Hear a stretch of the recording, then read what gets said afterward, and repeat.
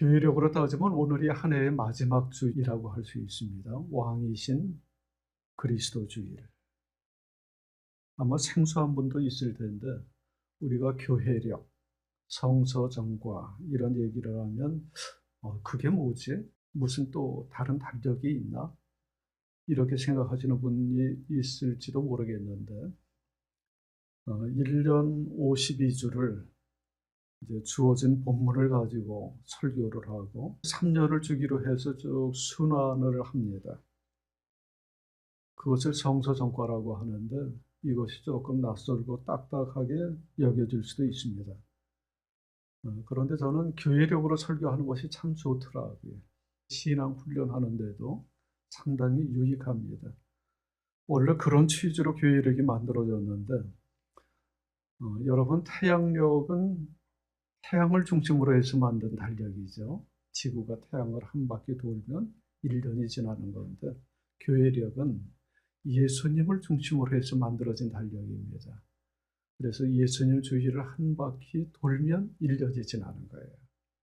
그래서 예수님의 태어난 성탄절, 성탄절을 기다리는 대림절로부터 시작해서 예수님의 세례 받으신 날, 광야에서 시험 받으신 날, 고난주간에 십자가에 달려 죽으신 날, 부활하신 날, 성령 강림하신 날, 이런 식으로 쭉 예수님의 생애 주기를 중심으로 해서 1년을 구성하고 그 사건에 알맞는 성경 본문을 쭉 읽어가다 보면 이제 1년의 세월이 지나는 겁니다. 그 교회력의 본래의 취지는 예수님을 중심에 놓고 살아갑시다 라는 취지입니다. 그래서 예수님을 중심에 놓고 본문을 묵상하면서 예수님을 기억하고 기념하고 본받고 따라가도록 그렇게 교회력과 성서정과를 만들었습니다.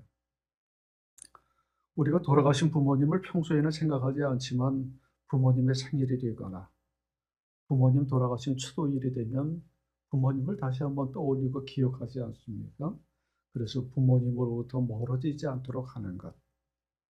그것과 비슷하게 교회력, 성서 정과가 정해졌습니다. 그래서 교회력에는 여러 가지 많은 절기들이 있는데 그 중에 왕이신 그리스도 주일 그러면 특별히 조금 생소하게 느껴질 수도 있습니다. 왜냐하면 성탄절이나 부활절 같은 건 아주 오래된 절기, 2000년 가까이 되는 절기이지만 왕이신 그리스도 주일은 100년밖에 되질 않았습니다. 1925년에 제정되었습니다. 이 절기가 생기게 된 유래가 있는데 1925년 그때 당시 유럽은 1차 세계대전이 끝난 지 얼마 되지 않았을 때입니다. 전쟁이 끝난 지 얼마 되지 않았는데도 나라마다 민족주의, 파시즘이 기승을 부렸고요. 이탈리아의 무솔리니는 자기를 두체, 최고 통치자라고 스스로를 불렀습니다. 독일에서 나치 체제가 등장하고 파시즘이 강화되면서 서로들 이렇게 대립하고 갈등하는 분위기가 격화되었고 전부 다 똑같이 예수 믿는 나라들인데 전쟁과 다툼이 끊이지를 않습니다. 서로 자기가 왕이라고 내세우고 그래서 그런 분위기 속에서 우리의 참된 왕은 예수님 한 분밖에 없다라는 것을 강조하기 위해서 왕이신 그리스도 주일을 만들게 되었습니다. 그래서 이 주일은 그 한 해 교회력의 마지막 주일이면서 특별히 예수님만이 우리의 참된 왕이시라는 사실을 가슴 깊이 새기고 기념하는 절기라고 할 수 있습니다. 예수님만이 우리의 참된 왕입니다. 구약 성경을 보면 하나님께서 당신의 일을 하기 위해서 세 가지 중요한 직분을 세우셨는데 삼중직이라고 하죠. 무엇입니까? 하나님이 그들을 통해서 그 직분을 통해서 당신의 일을 행하시는데 그래서 그 직분을 세울 때에는 기름을 부어서 거룩한 사람으로 세워주셨는데 세 가지 직분이 무엇입니까? 예, 아주 잘 말씀하셨습니다. 하나는 왕, 하나는 제사장, 하나는 예언자입니다. 이 세 가지 직분을 세울 때는 하나님의 일꾼을 세우는 것이기 때문에 기름을 부어서 특별히 성별하고 하나님의 직분자로 세워주셨습니다. 그런데 예수님께서 이 땅에 오셨을 때는 이 세 가지 직분, 삼중직을 동시에 수행하셨습니다. 예수님은 왕도 되시고 제사장도 되시고 예언자도 되셨습니다. 그런데 구약시대의 왕과 제사장과 예언자하고는 아주 엄청난 차이가 있었습니다. 예를 들어서 구약의 예언자, 그러면 아무나 되는 것이 아니고 하나님께서 말씀을 베풀어 주셨을 때 말씀에 사로잡혀서 그 말씀을 전하는 예언자가 되는 법인데, 예수님은 그런 적이 없었고 예수님 자신이 하나님의 말씀이었습니다. 그래서 예수님은 복음을 전하기도 하셨지만 자기의 삶 자체가 복음이고 기쁜 소식입니다.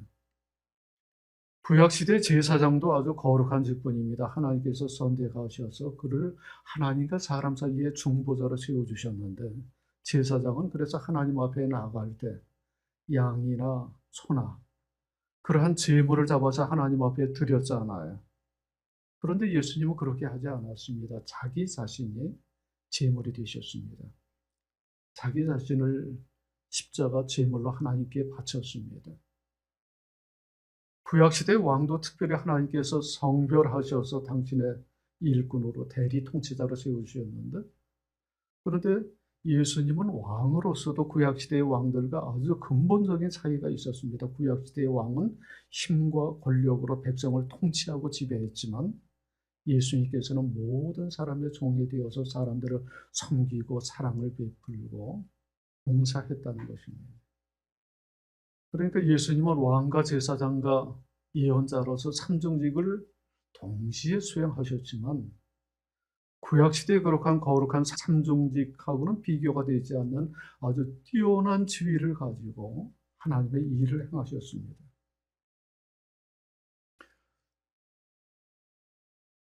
여러분, 우리가 어떤 집단에서나 어떤 지도자를 세우느냐 하는 것이 대단히 중요한 문제입니다. 너무나 중요하죠. 그 지도자에 의해서 그 집단의 향방이 갈리게 됩니다.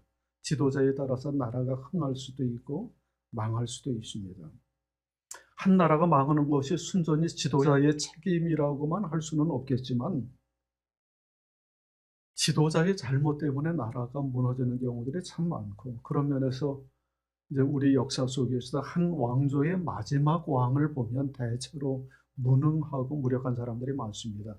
조선시대의 고종이라든지 고려시대의 공민왕이라든지 백제시대의 의자왕이나 대부분 왕조의 마지막 왕들을 보면 물론 국운과 국력이 기울어질 대로 기울어져 가지고 도저히 다시 회생하기 어려운 분위기도 있지만 결정적으로 왕의 정세를 잘못 판단하고 왕이 지혜롭게 나라를 다스리지 못해서 종말이 오는 경우들이 있습니다.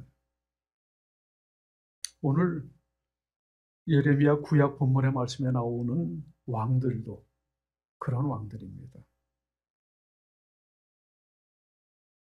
여러분, 유다 왕국이 바벨론에 의해서 무너진 해가 언제입니까? 몇 년도죠? BC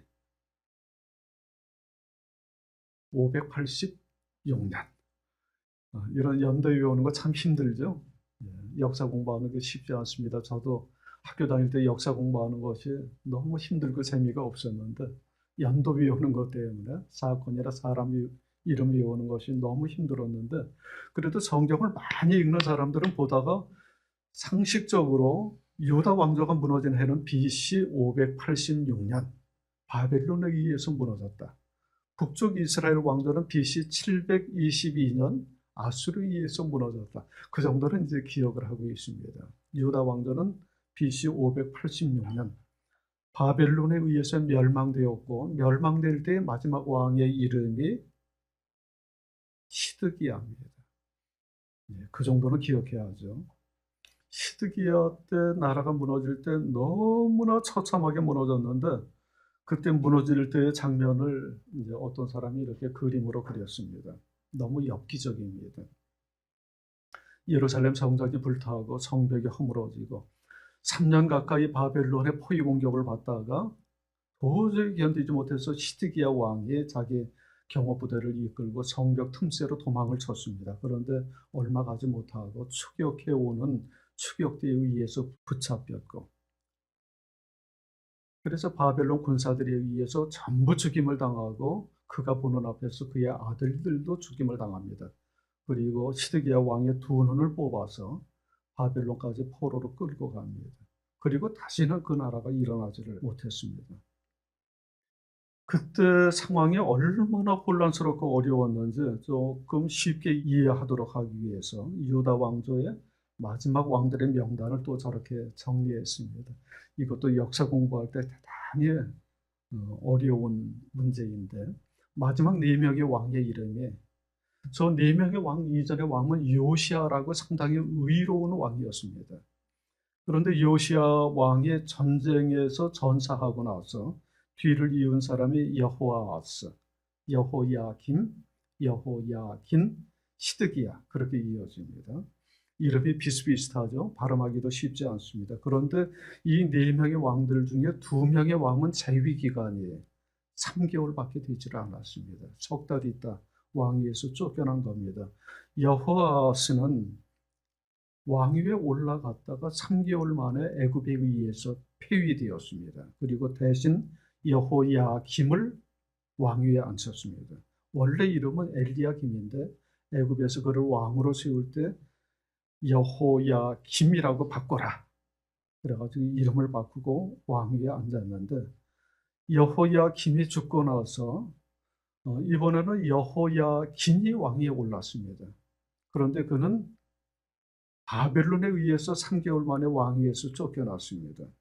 그리고 마지막으로 시드기야를 왕위에 앉혔습니다. 그러니까 이 4명의 왕들은 요시야 왕이 애굽과 전쟁을 벌이다가 전사한 이후로 애굽 아니면 바벨론, 그 양쪽의 강대국 사이에서 이리저리 왔다 갔다 하면서 휘둘렸었던 너무나 혼란스럽고 어려웠던 시절을 보내게 됩니다. 애굽과 바벨론 양쪽의 눈치를 보고 양쪽에서 얻어맞으면서 이리 갈까 저리 갈까 갈피를 잡지 못하고 그렇게 혼란 속에서 몇십 년을 보내다가 드디어 나라가 멸망하게 된 겁니다.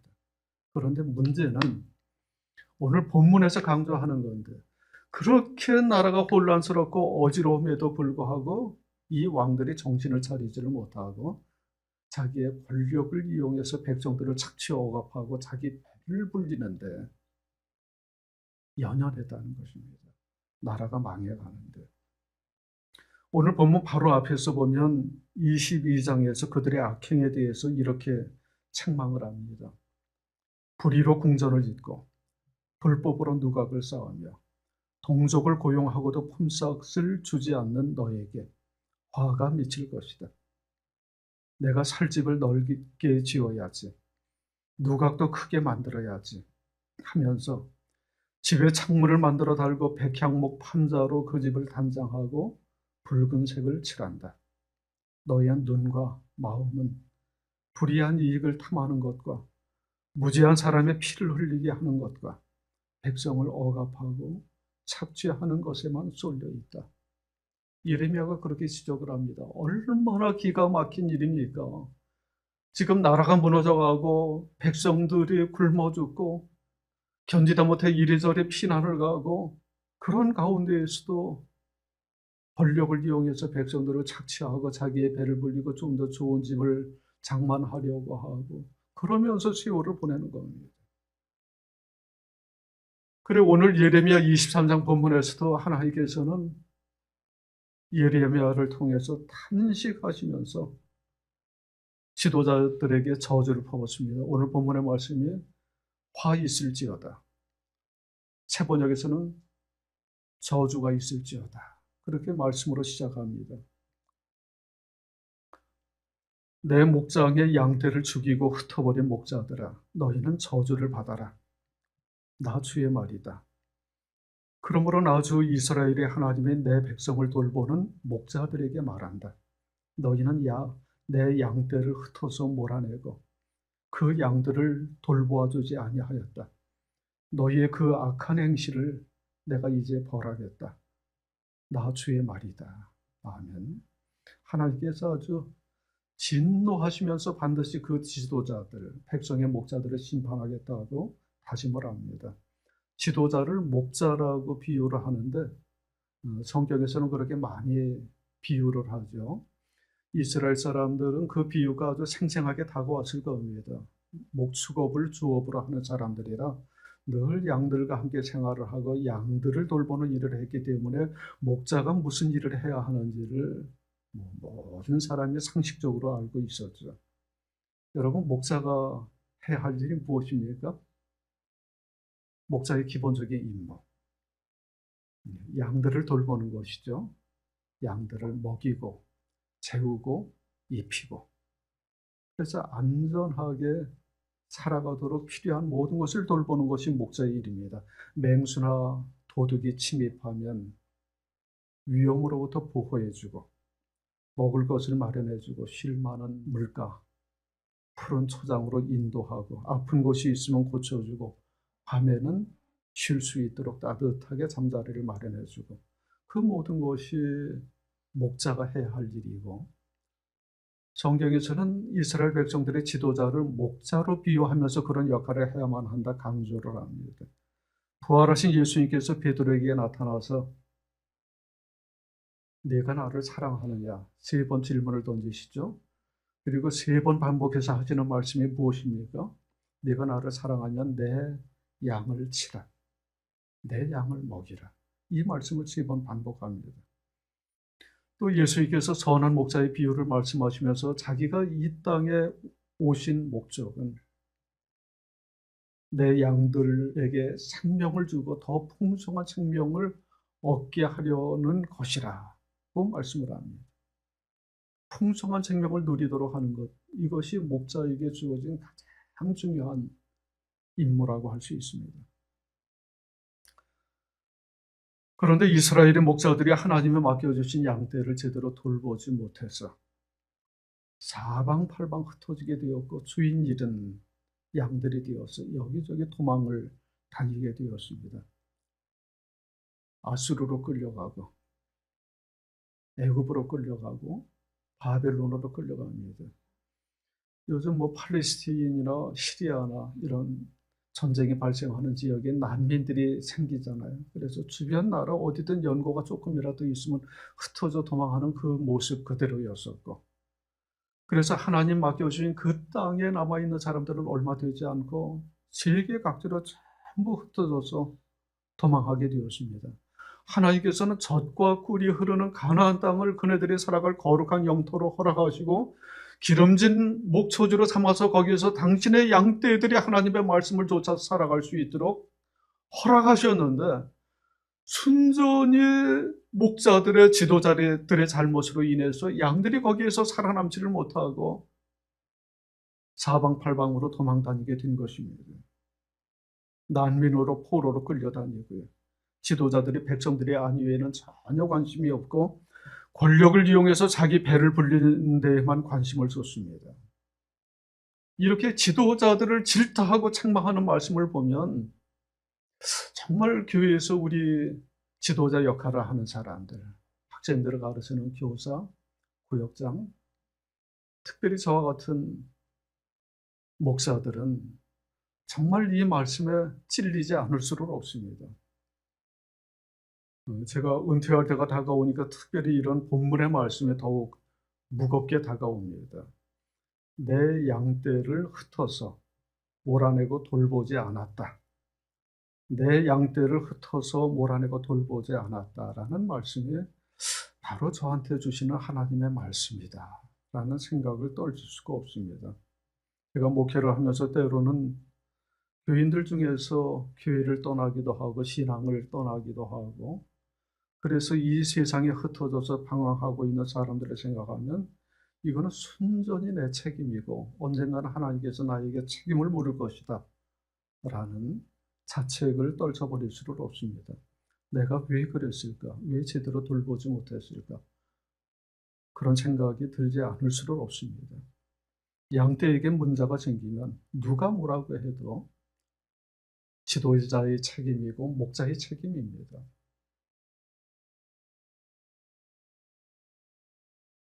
여러분, 이렇게 지도자가 문제를 일으키고 지도자가 잘못을 범하면 어떻게 해야 됩니까? 어떻게 해결해야 됩니까? 방법은 하나죠. 지도자를 교체해야죠. 지도자를 교체해야 됩니다. 교체가 답이다. 요즘 말로 하면은 지도자를 탄핵하고 쫓아내고 새로운 지도자를 세워야 합니다. 그래서 하나님께서는 그 못된 지도자들을 쫓아내고 새로운 지도자를 세워서 흩어져 도망했던 모든 양떼들을 다시금 당신의 땅으로 불러들여서 안전한 우리에서 생육하고 번성하며 살아가도록 하겠다라고 선언을 하십니다. 우리 3절과 4절의 말씀 같이 읽겠습니다. 이제는 내가 친히 내 양떼 가운데에서 남은 양들을 모으겠다. 내가 쫓아냈던 모든 나라에서 모아서 다시 그들이 살던 목장으로 데려오겠다. 그러면 그들이 번성하여 수가 많아질 것이다. 내가 그들을 돌보아줄 참다운 목자들을 세워줄 것이니 그들이 다시는 두려워하거나 무서워 떠는 일이 없을 것이며 하나도 잃어버리는 일이 없을 것이다. 나 주의 말이다. 아멘. 하나님께서 다짐을 합니다. 하나님의 양떼들이 지도자들의 잘못으로 거기에서 그렇게 약탈을 당하고 괴롭힘 당하고 무서워 떨고 그렇게 공포 속에서 살아가는 당신의 양떼들, 그들을 위해서 악한 지도자를 쫓아버리고 하나님께 몸소 그네들을 전부 다시금 불러들여서 그들에게 아주 성실한 지도자, 충성스러운 지도자를 세워서 그들을 돌보아 주겠다. 생육이 번성하게 하겠다. 약속합니다. 창세기에 나오는 에덴 동산에서 처음 사람을 만들었을 때 하나님께서 그들로 하여금 생육하고 번성하라, 땅에 충만하라 그렇게 복을 베풀어 주셨는데 에덴 동산과 같이 풍성한 생명이 넘쳐나는 곳으로 만들어 주겠다라고 약속하십니다. 무서웠지, 힘들었지, 쫓겨다니느라고 너무 고생했지. 이제 그럴 필요 없어. 그럴 염려 없어. 다시는 누구도 무서워하거나 두려워 떨거나 잃어버리는 일이 없도록 해주겠다. 새로운 지도자를 세워서 너희를 돌봐주겠다라고 약속을 하시면서 그 뒷부분에서 구체적으로 다윗의 후손 중에 메시아로 오실 지도자에 대해서 이렇게 말씀을 합니다. 5절과 6절의 말씀 같이 읽겠습니다. 내가 다윗에게서 의로운 가지가 하나 돋아나게 할 그날이 오고 있다. 나 주의 말이다. 그는 왕이 되어 슬기롭게 통치하면서 세상에 공평과 정의를 실현할 것이다. 그때가 오면 유다가 구원을 받을 것이며 이스라엘이 안전한 거처가 될 것이다. 사람들이 그 이름을 주님은 우리의 구원이시다 라고 부를 것이다. 아멘. 이름이 주님은 우리의 구원이시다. 여호와는 우리의 구원이시다라고 불리운다는 겁니다. 유다 왕조의 마지막 왕의 이름 시드기야가 그런 뜻을 가지고 있는데 그것을 조금 바꿔가지고 여호와는 우리의 구원이시다라고 지어준다는 거예요. 그 이전의 왕들은 전부 애굽이 자리에 앉히면서 이름을 지어줬고 바벨론이 왕위에 앉히면서 이름을 지어줬고 그랬는데 이 세상에 어떤 강대국이나 사람들이 지어주는 이름이 아니라 하나님께서 몸소 주님은 우리의 구원이시다 라고 지어주시고 그렇게 메시아로 오시는 분이 이 땅을 공평과 정의로 다스리면서 참된 하나님의 왕국을 이루어 주시겠다라고 약속을 합니다. 얼마나 감동적입니까? 그 이전에 포악했던 왕들은 힘과 권세를 이용해서 백성들을 짓누르고 권력으로 늑탈을 했지만 이제 새로 오시는 왕은 겸손하게 사람들을 섬기고 공평과 정의를 행하시는 분입니다. 그래서 백성들에게 억울함이 없도록 하고 유다와 이스라엘이 남북으로 갈려서 고통을 겪었는데 하나 되게 하시고 유다를 구원하고 이스라엘을 평안하게 할 것이고 참된 하나님의 나라를 그 땅에 이루어 갈 것을 약속합니다. 그리고 이 약속의 말씀이 메시아로 이 땅에 오신 예수님을 통해서 실현됩니다. 예수님께서 참된 왕으로 참된 목자로 이 땅에 찾아오십니다. 요한복음 10장에서는 말씀합니다. 같이 읽습니다. 나는 선한 목자이다. 선한 목자는 양들을 위하여 자기 목숨을 버린다. 나는 선한 목자이다. 나는 내 양들을 알고 내 양들은 나를 안다. 아멘. 요한복음 10장에 나오는 예수님께서 자기를 그와 같이 호칭하십니다. 누가복음에서는 또 예수님의 인자가 온 것은 잃어버린 자를 찾으려 함이니라 라고 말씀을 합니다. 하나님의 양떼들 가운데에서 잃어버려서 세상에서 방황하며 고통을 겪고 있는 모든 사람들, 이 세상에 불의하고 악한 권력에 치여서 이리저리 숨어들고 흩어지고 쫓겨다니고 마치 바벨론 포로처럼 죄의 노예 상태에서 허덕이는 모든 사람들을 예수님께서 찾아서 구원하기 위해서 이 땅에 오셨습니다. 그래서 더 이상 하나님의 양떼들이 두려워 떨고 숨어서 지낼 필요가 없고요. 더 이상 죄의 노예 상태로 묶여 있을 이유가 없습니다. 왜냐하면 예수님께서 참된 왕이고 참된 목자로 우리에게 오셨기 때문입니다. 오늘 골로새서 본문에서도 이렇게 말씀을 합니다. 같이 읽겠습니다. 아버지께서 우리를 암흑의 권세에서 건져내셔서 자기의 사랑하는 아들의 나라로 옮기셨습니다. 우리는 그 아들 안에서 구속, 곧 죄 사함을 받았습니다. 아멘. 어둠의 영역에서 빛의 영역으로 우리를 옮겨주시고 하나님의 자녀와 백성으로 삼아주셨습니다. 제가 교회 밴드 그리고 카톡방에도 알리기도 했지만 이제 얼마 지나지 않으면 우리 교회에서도 새로운 담임 목사님을 청빙해야 됩니다. 새로운 지도자를 세워야 하는데 이게 참 쉽지 않은 문제입니다. 그래서 전 교인이 합심해서 기도를 하면서 우리 교회에 가장 알맞은 지도자, 하나님의 마음과 뜻에 합당한 지도자를 세우는데 우리의 전심을 기울여야만 합니다. 어떻게 청빙할 것인가? 목회에서 청빙에 관한 글과 책들을 제가 좀 읽고 연구를 하기도 했지만 이렇게 한국교회가 쇠퇴하는 분위기 가운데에서 우리에게 가장 적합한 담임 목사를 세우는 것이 너무나 어려운 문제입니다. 어떤 사람을 세우느냐에 따라서 우리 교회의 앞날이 좌우가 됩니다. 그래서 미래준비위원회라는 조직을 만들었고요. 거기에서 저의 은퇴 그리고 새로운 담임 목사님의 청빙에 관한 모든 일들을 전담하기로 했습니다. 제가 가끔 우리 교인들에게 어떤 담임 목사님을 원합니까? 기대하는 목사님이 어떤 분입니까? 라고 질문을 던지면 여러분은 뭐라고 대답하시겠습니까? 지난번에 구역 모임에서도 아마 그런 얘기를 좀 나눠보라고 당부를 했는데 어떤 분은 그냥 쉽게 이렇게 얘기를 하더라고요. 저 같은 목사님이 오면 좋겠다. 그게 우리 교회가 망하는 지름길입니다. 저는 일찌감치 그 한계를 느끼고 한계에 봉착했던 사람이고 저보다 훨씬 뛰어나고 훌륭한 사람이 와야죠. 그래서 이 문제를 놓고 깊이 고민하고 기도하면서 준비해야 됩니다. 그런데 한 가지 아주 중요한 기준이 있습니다.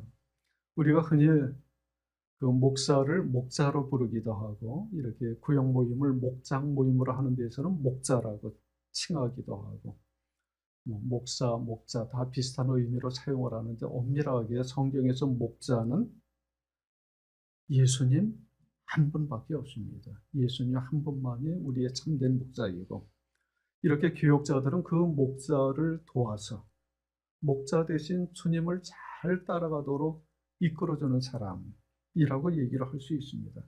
그래서 아주 중요한 기준은 우리의 참된 지도자, 참된 목자는 예수님 한 분밖에 없다는 사실입니다. 이 기준을 놓치면 안 됩니다. 예수님만이 우리의 참된 목자이고 참된 왕이십니다. 오직 그분만 바라보고 섬기며 따라가도록 도와주는 사람. 그 사람이 목사를 세울 때의 기준이 되어야 하고요.